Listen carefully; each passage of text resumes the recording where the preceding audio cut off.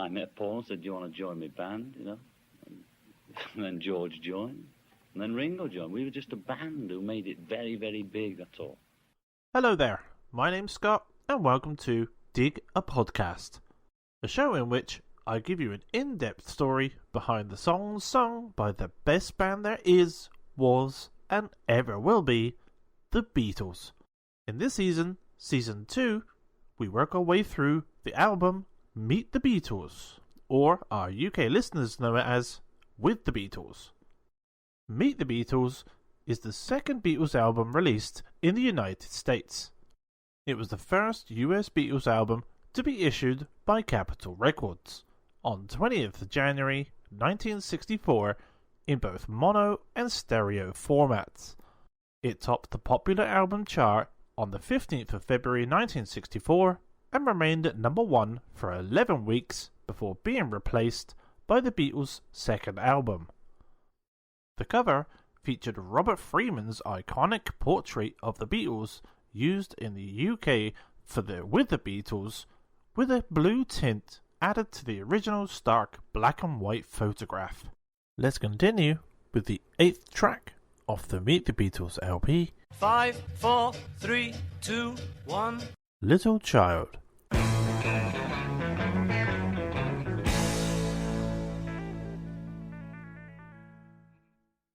In the early years of Beatlemania, Lennon and McCartney became a prolific songwriting team. Their output, individually or collectively, was enormous by today's standards. But as they were quick to admit all through their career, they didn't always write with the same intention.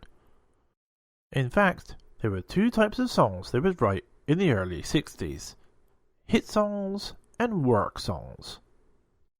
Hit songs were ones they wrote under inspiration with the intention of them becoming popular by the Beatles. They would labour over these songs, sometimes eyeball to eyeball, in search for the right chord, melody line, or harmony.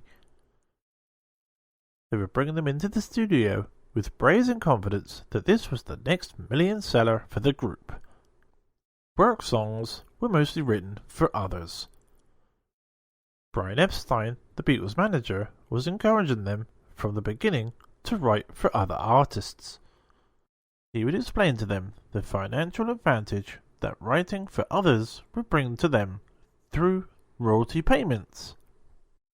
Once the Beatles were on the top of the heap in Great Britain, he had an ulterior motive for Lennon and McCartney to write songs for other artists he managed, knowing that anything with the Lennon-McCartney name on it would sell, giving Brian the percentage of other artists' wages as well. Therefore, John and Paul would write what they call work songs for them. They viewed writing these songs as just a job, and cranked them out whenever they had spare time. In the process, they garnered huge British hits for Billy J. Kramer and the Dakotas, The Foremost, and Peter and Gordon, amongst others. Also included in these work songs were ones that were wrote for either George or Ringo to sing on their albums, or the last 5-minute fillers to complete an album that they were working on. This is where Little Child comes in. When asked about the song in 1980, Lennon's recollections were that the song was written for someone else, probably Ringo. His recollections were confirmed by McCartney, who explained how Ringo refused to sing it. Hence the song was recorded with Lennon predominantly singing lead, in order to provide a filler song for their second British album. Songwriting history.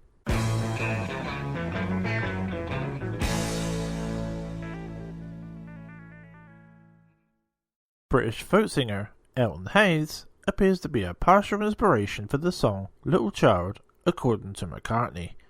I nicked a bit of melody from one of his tunes, I'm so sad and lonely.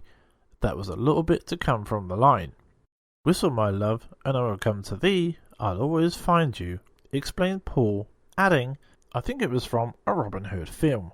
The song was in fact entitled Whistle My Love, from the 1952 Walt Disney movie The Story of Robin Hood and His Merry Men, which was written by George Weil and Eddie Poehler.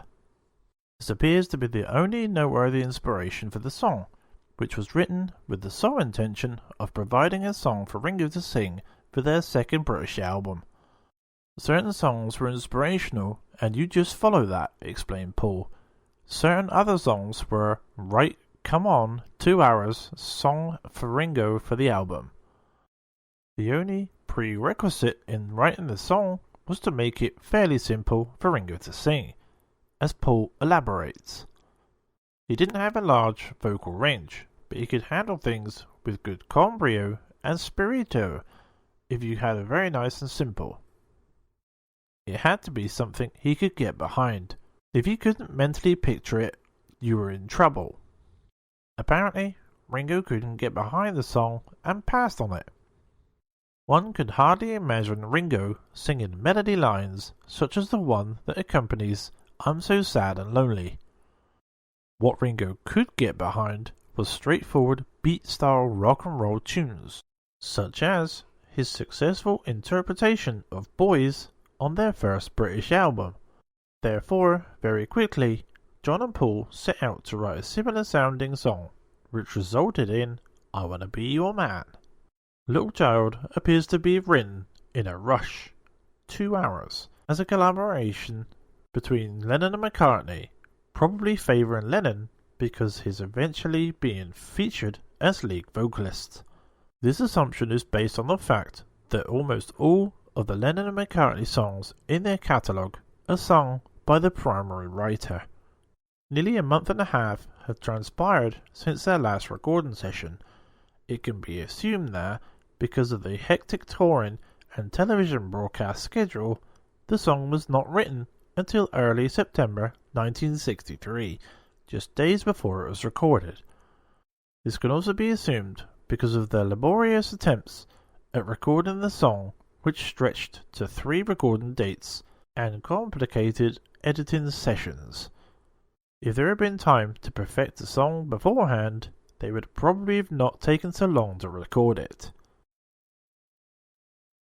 Recording history.